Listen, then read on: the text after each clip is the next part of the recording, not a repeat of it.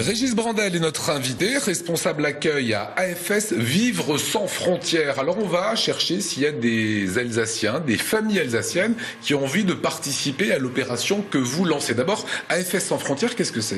Alors, AFS, c'est tout d'abord une organisation qui est centenaire puisqu'elle a été créée par des volontaires américains qui se sont engagés au cours de la Première Guerre mondiale, dès 1914, pour venir conduire des ambulances sur les champs de bataille et évacuer les blessés vers les lignes arrières, vers les hôpitaux. Et là, il leur fallait quoi? Des familles qui les accueillent pour qu'ils dorment le soir ou... Oui, effectivement. Alors là, ils ont créé des liens avec les populations locales, mais c'est surtout après la Deuxième Guerre mondiale que l'association s'est vraiment développée et a pris sa forme actuelle, c'est-à-dire une organisation d'échange, une organisation qui permet à des jeunes d'aller découvrir la culture d'un autre pays, et par ce biais, ça permet de pouvoir les accueillir dans le pays. Oui, et puis de découvrir la culture de l'autre et de mieux comprendre l'autre. Ça évite les guerres, ça évite beaucoup de problèmes.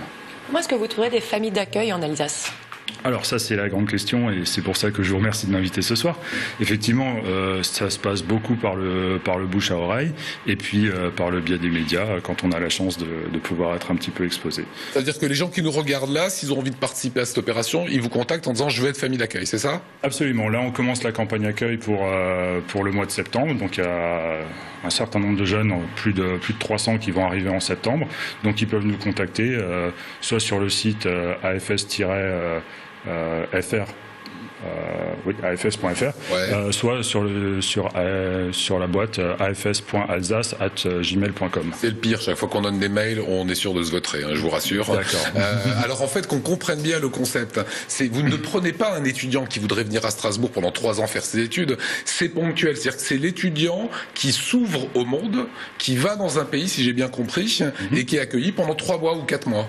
Voilà, alors tout d'abord, ils sont un peu plus jeunes, c'est plutôt des lycéens, ils ont entre 14 et 18 ans, et ils viennent donc d'une 60aine de pays qui sont partenaires, dans lesquels on a des organisations AFS, et ils ont choisi la France, et donc la France va les accueillir.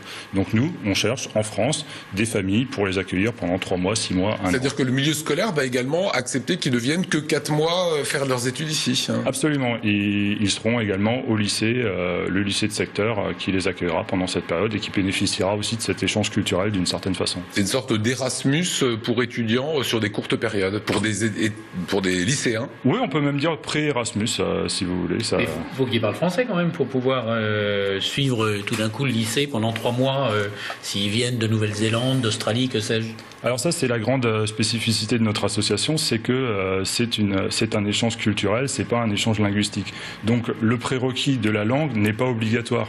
Et le français. Ça ramène le gamin quand même pendant 3 mois. Au début, c'est sûr qu'ils ont un peu de mal, mais très rapidement, étant donné qu'ils sont en immersion totale, en famille, au lycée et qui baignent à 100% dans la culture française, ils font des progrès rapides et il y en a même qui passent le bac à la fin de l'année. Ils sont sûrs de trouver un lycée qui les accueille? Il a raison, Pierre. Si le gamin il parle pas le français, comment il fait pour venir dans un lycée en Alsace? Oui, le lycée, les lycées ont une obligation de scolarisation, donc effectivement, en général, ça se passe bien. Les proviseurs sont contents de les accueillir. Voilà. Alors, il faut savoir que ça a un coût quand même. C'est le lycéen paye pour venir dans une famille d'accueil. Voilà, alors le lycéen paye le prix de son séjour. C'est un prix dans lequel il va y avoir la préparation, le billet d'avion, les assurances, etc.